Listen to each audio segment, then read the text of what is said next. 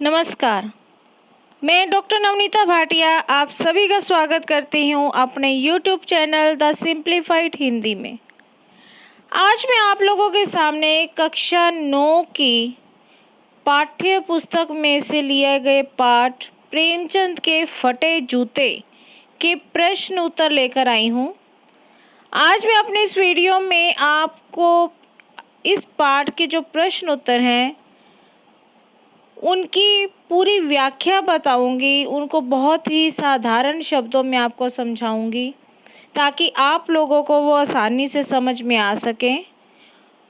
मैंने इसमें केवल उन्हीं प्रश्नों को लिया है जो बहुत ज़्यादा आवश्यक है आपकी पाठ्यक्रम की दृष्टि से।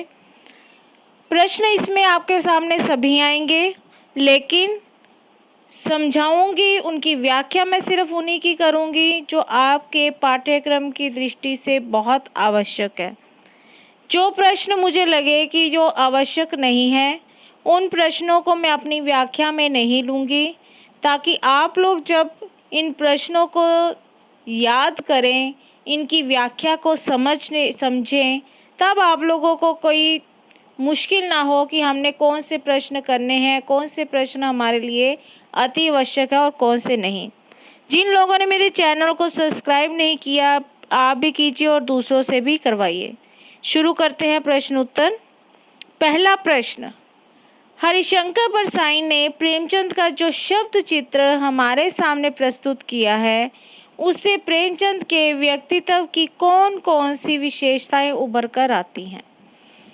क्या कहा गया इस प्रश्न में कि जो लेखक है हरिशंकर परसाई यानी कि इस पाठ के जो लेखक हैं उन्होंने प्रेमचंद का जो शब्द चित्र यानी कि उनके चरित्र का जो वर्णन हमारे सामने प्रस्तुत किया है उससे प्रेमचंद के व्यक्तित्व की कौन कौन सी विशेषताएं हमारे सामने आती हैं, यानी कि उनके चरित्र की क्या क्या विशेषताएं हैं।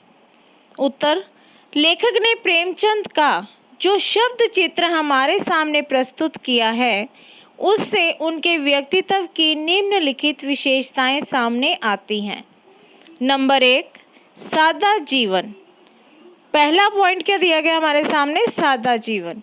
प्रेमचंद आडंबर तथा दिखावापूर्ण जीवन से दूर रहते थे। वे गांधी जी की तरह सदा सादा जीवन जीते थे, यानी कि उनके अंदर कोई भी दिखावा नहीं था, बाहरी आडंबर नहीं थे कि मैंने ऐसा करना है, अंदर में ऐसा हूँ तो मैं बाहर से ऐसा दिखाऊं, बल्कि वो जैसे थे वैसे ही दिखाते थे। जिस तरह गांधी जी ने सारा जीवन अपना सादा जिया उसी तरह प्रेमचंद ने भी सादा जीवन ही जिया। नंबर 2, उच्च विचार। प्रेमचंद के विचार बहुत ही उच्च थे। वे सामाजिक बुराइयों से दूर रहे। वे इन बुराइयों से समझौता नहीं कर सके कि उनके विचार इतने ऊंचे थे कि वो हमेशा ही सामाजिक बुराइयों, समाज में फैली हुई जो बुराइयां थी उनसे दूर रहे और कभी भी उन्होंने इन बुराइयों से समझौता नहीं किया, हमेशा उनसे एक दूरी ही बनाए रखी। नंबर 3, स्वाभिमानी। प्रेमचंद ने दूसरी की वस्तुओं को मांगना उचित नहीं समझा। वे अपनी दीनहीन दशा से संतुष्ट थे।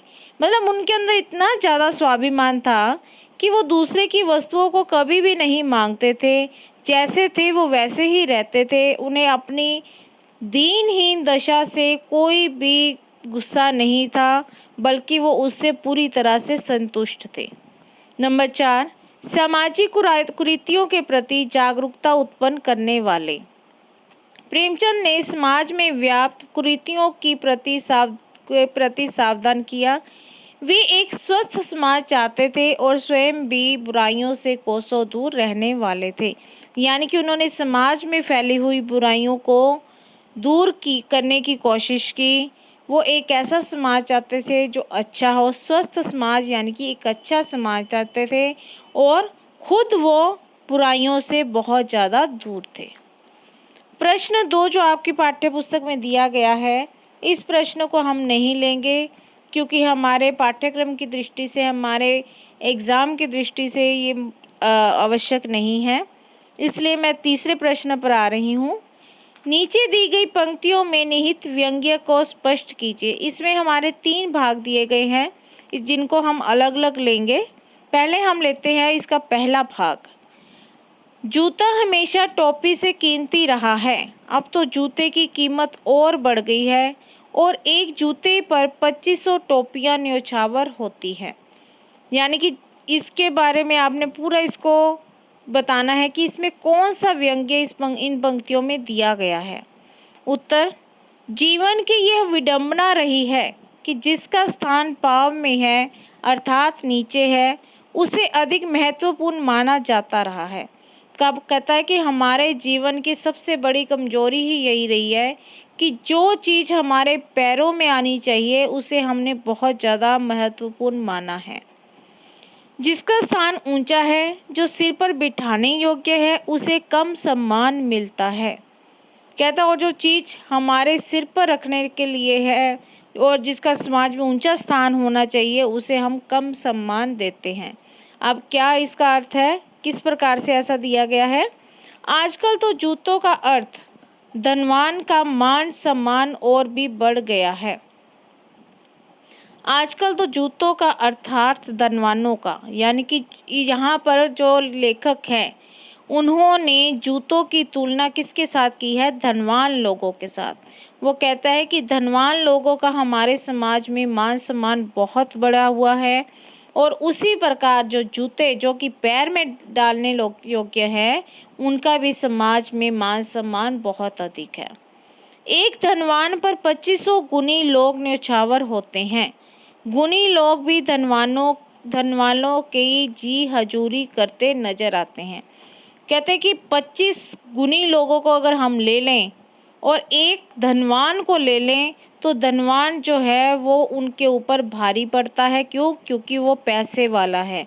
और जो 25 लोगों के गुण हैं वो उनके ऊपर निछावर हो जाते हैं, वो नीचे आ जाते हैं, उनका मान सम्मान कम हो जाता है। और जो गुणी लोग हैं वो भी आजकल जो धनवान लोग हैं उनकी जी हजूरी करते नजर आते हैं, यानी कि उनके सम्मान में वो चलते हुए दिखाई देते हैं। वो अपना आत्मसम्मान भूल जाते हैं और उन्हीं लोगों के तलवे चाटने लगते हैं जो कि धनवान हैं। और इसका कारण क्या है? कारण है पैसा। उनके पास पैसा है और जो गुणी लोग हैं उनके पास पैसा नहीं है, इसीलिए वो उनकी तलवे चाटते हुए दिखाई देते हैं। तो यहाँ पर जो लेखक है उन्होंने इसीलिए कहा है कि जूता हमेशा ही टोपी से कीमती रहा है, चाहे वो उसे पैरों में ही क्यों ना डाला जाए। आगे इसका दूसरा भाग लेते हैं, ख भाग। इसमें क्या कहा गया है? तुम पर्दे का महत्व ही नहीं जानते, हम पर्दे पर कुर्बान हो रहे हैं। हमारे पाठ में ये एक पंक्ति आई है कि तुम पर्दे का महत्व ही नहीं जानते, हम पर्दे पर कुर्बान हो रहे हैं। इसमें क्या व्यंग्य दिया गया है? उत्तर, प्रेमचंद ने कभी पर्दे को अर्थात लुकाव छिपाव को महत्व नहीं दिया। यहाँ पर पर्दा जो है वो किसके लिए प्रयोग किया गया शब्द? वो शब्द जो है वो लुकाव छिपाव के लिए प्रयोग किया गया है। तो लेखक कहते हैं कि जो प्रेमचंद थे उन्होंने कभी भी लुकाव छिपाव को बहुत ज़्यादा महत्व नहीं दिया। उन्होंने वास्तविकता को कभी ढकने का प्रयत्न नहीं किया, यानी कि जो उनके जीवन की सच्चाई थी उसे कभी उन्होंने ढका नहीं। वे इसी से संतुष्ट थे कि उनके पास छिपाने योग्य कुछ नहीं था। वे अंदर बाहर से एक थे, यहाँ तक कि उनका पहनावा भी अलग अलग नहीं था। यानी कि जैसे वो अंदर से बाहर से भी वैसे ही दिखाई देते थे, कुछ छिपाते नहीं थे और यहाँ तक कि जो उनके पहनने के कपड़े थे वो भी अलग अलग नहीं थे। लेखक अपनी और तथा अपने युग की मनोभावना पर व्यंग्य करता है कि हम पर्दा रखने को बड़ा गुण मानते हैं, यानी कि लुकाव छिपाव को हम बहुत बड़ा मानते हैं। जो व्यक्ति अपने कष्टों को छिपाकर समाज के सामने सुखी होने का ढोंग करता है, हम उसी को महान मानते हैं। जो अपने दोषों को छिपाकर स्वयं को महान सिद्ध करते हैं, हम उसे श्रेष्ठ मानते हैं। यानी कि जो अपने गुणों को आगे नहीं लाते, जो अपने दोषों को आगे नहीं लाते बल्कि उनको छुपाते हैं, तो वही संसार में श्रेष्ठ हैं। अगला भाग, जिसे तुम घृणित समझते हो उसकी तरफ हाथ की नहीं पांव की उंगली से इशारा करते हो। उत्तर में लेखक क्या कहता है? प्रेमचंद ने समाज में जिसे भी घृणा योग्य समझा उसकी ओर हाथ की उंगली से नहीं बल्कि अपने पांव की उंगली से इशारा किया। यानी कि जिसे वो घृणा के लायक समझते थे वो उसकी तरफ हाथ की उंगली से इशारा नहीं करते थे बल्कि अपने पैर की उंगली से इशारा करते थे कि ये व्यक्ति घृणा के योग्य है। अर्थात उसे अपने ठोकरों पर रखा, अपने जूते की नोक पर रखा, उसके विरुद्ध संघर्ष किए रखा। यानी कि उन्होंने जिसे घृणा के योग्य समझा उसे एक तो अपने पैरों की उंगली से इशारा किया, उसे अपनी ठोकरों पर रखा, उसे अपने जूते की नोक पर रखा और उसके विरुद्ध हमेशा ही संघर्ष करते रहे। यानी कि अब वो घृणा को मिटाने का कार्य करते रहे ताकि घृणा जो है, जो नफरत है, वो इस संसार से हट जाए और सारे ही एक दूसरे से प्रेम भाव से रहना शुरू हो जाए। प्रश्न 4, पाठ में एक जगह लेखक सोचते हैं कि फोटो खिंचाने की अगर यह पोशाक है तो पहनने की कैसी होगी, लेकिन अगले ही पल ये विचार आता है कि नहीं, इस आदमी की अलग अलग पोशाकें नहीं होगी। आपके उस अनुसार इस संदर्भ में प्रेमचंद के बारे में लेखक के विचार बदलने की क्या वजह हो सकती है?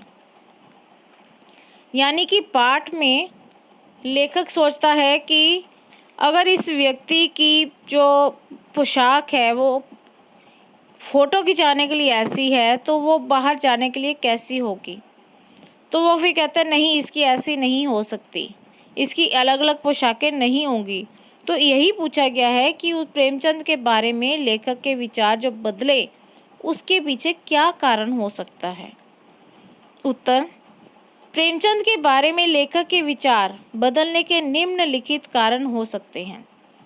नंबर 1, लोग प्रायः ऐसा सोचते और करते हैं कि दैनिक जीवन में साधारण कपड़ों का प्रयोग करते हैं और विशेष अवसरों के लिए अच्छे कपड़े रखते हैं। प्रेमचंद के पास शायद दूसरी पोशाक नहीं थी। अब लेखक का ऐसा सोचने का, उसके विचार बदलने का क्या कारण था कि हम लोग क्या करते हैं कि आम अपने जीवन में जब हम बाहर जाते हैं तो अलग से कपड़े पहनते हैं, जब हम किसी पार्टी वगैरह में किसी विशेष अवसर पर जाते हैं तो और ज़्यादा अच्छे कपड़े पहनते हैं। तो हमारे जो ये विचार हैं हमेशा बदलते ही रहते हैं। लेकिन जो प्रेमचंद थे उनके पास पहनने के लिए कोई दूसरी पोशाक नहीं थी, इसीलिए जो लेखक था उसके विचार प्रेमचंद के बारे में बदल गए। भाग 2, लेखक सोचता है कि सादा जीवन जीने वाला यह आदमी भीतर बाहर सब एक सा है। अब लेखक के दिमाग में क्या आता है कि ये व्यक्ति जो है ये सादा जीवन जीने वाला है और इसके अंदर और बाहर सारे गुण एक जैसे हैं, इसमें कोई भी बदलाव नहीं हो सकता। इसका दोहरा व्यक्तित्व नहीं है, इन्होंने कभी दिखावटी जीवन नहीं जिया। अब वो क्या कहता है कि ऐसा व्यक्ति जो है वो दिखावटी जीवन नहीं जीता, यानी कि वो दोहरे व्यक्तित्व का मालिक नहीं है। दोहरा व्यक्तित्व क्या होता है? जो अंदर से कुछ और हो और जो बाहर से कुछ और हो, यानी कि लोगों के सामने वो कुछ और दिखाए और असल में उनके पीठ के पीछे उसकी ज़िंदगी कुछ और हो, इसे कहते हैं दोहरा व्यक्ति। तो वो कहता है कि प्रेमचंद दोहरे व्यक्तित्व के मालिक नहीं थे क्योंकि इन्होंने कभी दिखावटी जीवन नहीं जिया, जैसे थे वो वैसे ही दिखाई देते थे, अंदर और बाहर से वो एक समान थे। प्रश्न 5, आपने यह व्यंग्य पढ़ा, इसे पढ़कर आपको लेखक की कौन कौन सी बातें आकर्षित करती हैं? यानी कि व्यंग्य को पढ़कर आपको लेखक की कौन कौन सी बातें ऐसी लगती हैं जो कि आकर्षित करती हैं? उत्तर, इस व्यंग्य में हमें लेखक की कई बातें आकर्षित करती हैं। सर्वप्रथम पहली बात क्या है? लेखक ने व्यंग्यात्मक शैली में महान साहित्यकार प्रेमचंद का चित्र प्रस्तुत किया है। प्रेमचंद जो थे वो एक महान साहित्यकार माने जाते हैं। तो लेखक ने क्या किया कि अपनी व्यंग्यात्मक शैली जो इन्होंने प्रयोग की है उसमें उन्होंने प्रेमचंद के का एक चित्र प्रस्तुत किया है। किसमें? व्यंग्यात्मक में। उनकी विशेषताओं से हमें परिचित कराया है। उनके अंदर कौन कौन सी विशेषताएं हैं ये सब कुछ हमें बताया है। दूसरा, लेखक ने प्रेमचंद पर व्यंग्य तो किया है पर उसने स्वयं को कभी भी व्यंग्य से अलग नहीं रखा। कहते हैं कि लेखक ने प्रेमचंद के ऊपर तो व्यंग्य कसा ही कसा है पाठ में, लेकिन अपने आप को भी उसने व्यंग्य से अलग नहीं रखा, यानी कि अपने ऊपर भी उसने पाठ में व्यंग्य कसा है। तीसरा, लेखक को मानव जीवन की अत्यंत गहरी समझ है। उसने जीवन के सुख दुख को अत्यंत निकट से देखा है। क्या कहा है तीसरे भाग में, तीसरे पॉइंट में क्या कहा गया है कि जो लेखक है उन्होंने अपने जीवन में बहुत सारे सुख और दुख देखे हैं, इसीलिए उन्हें जीवन की बहुत गहरी समझ है। जीवन कैसा होता है इसके बारे में उन्हें पूरा ज्ञान है। नंबर 4, लेखक सामाजिक बुराइयों तथा कुरीतियों के प्रति भी सजग हैं। उसने व्यंग्य के माध्यम से इन पर भी प्रहार किया है। यानी कि जो लेखक है उन्हें समाज में फैली हुई जो बुराइयां हैं, जो कुरीतियां हैं, जो दोष हैं, उनके प्रति पूरी तरह से जानकारी है। वो उनके पूरी तरह से जानता है और उसने व्यंग्य के माध्यम से इन पर भी प्रहार किया है। यानी कि व्यंग्य करते हुए उसने इन पर भी चोट की है, प्रहार किया है, यानी कि उसने इन पर भी चोट की है। तो लेखक ने व्यंग्य में केवल प्रेमचंद को ही नहीं लिया, बल्कि उसने सभी को ही लिया, चाहे वो खुद हो, चाहे समाज में फैली हुई बुराइयां हो, चाहे समाज में फैली हुई कुरीतियां हो। प्रश्न 6, पाठ में टीले शब्द का प्रयोग किन संदर्भों को इंगित करने के लिए किया गया होगा। यानी कि हमारे पाठ में एक शब्द आया है टीले, तो प्रश्न ये पूछा गया है कि इस टीले शब्द का प्रयोग किस संदर्भ में किया गया, किसकी ओर इशारा किया गया है इसके माध्यम से। उत्तर, टीला इस रास्ते की रुकावट का प्रतीक है। जो टीला शब्द है वो रास्ते की रुकावट का प्रतीक है। आगे उदाहरण देते हुए बताया गया है, जैसे बहती नदी में कोई खड़ा टीला सारे बहाव को रोक देता है, उसी भांति अनेक बुराइयां, कुरीतियां और भ्रष्ट आचरण जीवन की सहज गति को बाधित कर देते हैं। क्या बताया गया इसमें, क्या कहा गया है उदाहरण के माध्यम से कि अगर मान लीजिए कोई एक नदी है और नदी के बीच में कोई टीला है, यानी कि बहुत बड़ा सा पत्थर बहुत ऊंचा सा है, और उससे पानी अगर निकलने की कोशिश करे तो वो उसको निकलने नहीं देता, बल्कि वो नदी के बहाव को वहीं पर रोक देता है। तो उसी उदाहरण के माध्यम से बताया गया है कि अनेक बुराइयां, कुरीतियां, बुरी बातें, भ्रष्टाचार, आचरण, ये क्या करते हैं, जीवन की सहज गति को बाधित कर देते हैं, यानी कि उसको रोक देते हैं।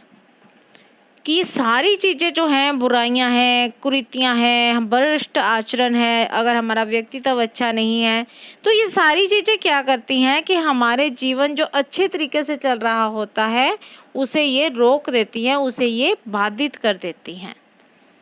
इस पाठ में टीला शब्द का प्रयोग शोषण, अन्याय, छुआछूत, जाति पाति, महाजनी सभ्यता आदि बुराइयों के लिए हुआ है। यानी कि अगर पाठ में आए हुए टीले शब्द को हम देखें तो ये शब्द जो है वो किन किन बुराइयों की ओर इशारा करता है। हमारे समाज में हो रहे शोषण, अन्याय, दूसरों के प्रति अन्याय, जो छुआछूत हमारे समाज में फैला हुआ है, जो जाति पाति का बंधन हमारे समाज में है, महाजनी सभ्यता है, यानी कि जो महाजन लोग हैं वो गरीबों को पैसा देते हैं तो फिर सारी उम्र वो पैसा चुकता करने में ही उनका निकल जाता है। तो इन जो सारी बुराइयां हमारे समाज में फैली हुई हैं, ये इन बुराइयों की ओर इशारा करता है, इनकी ओर इसने इशारा किया गया है। आगे है हमारा प्रश्न नंबर 7, जो कि हमारा रचना और अभिव्यक्ति में से लिया गया है। ये प्रश्न है, प्रेमचंद के फटे जूते को आधार बनाकर परसाई जी ने ये व्यंग्य लिखा है। आप भी किसी व्यक्ति की पोशाक को आधार बनाकर एक व्यंग्य लिखिए। मेरी दृष्टि से ये जो प्रश्न है ये महत्वपूर्ण नहीं है, तो इसे मैं यहाँ पर छोड़ रही हूँ। तो अगले प्रश्न की ओर आते हैं। आपकी दृष्टि में वेशभूषा के प्रति लोगों की सोच में आज क्या परिवर्तन आया है? हमारी दृष्टि से ये भी प्रश्न आप अपनी तरफ से बना सकते हो, फिर भी मैं थोड़ा सा बताऊंगी कि हमारी दृष्टि में बहुत परिवर्तन आ गया। पहले लोग इतना ध्यान नहीं रखते थे, आज वेशभूषा के प्रति लोगों ने पूरा ध्यान रखा है। अंदर और बाहर दोनों तरह की अलग अलग पोशाकें होती हैं, लोग इसके प्रति सजग हो गए हैं, भांति भांति की पोशाकें आ गई हैं। तो इस तरह से बहुत ज़्यादा इसमें परिवर्तन आया है।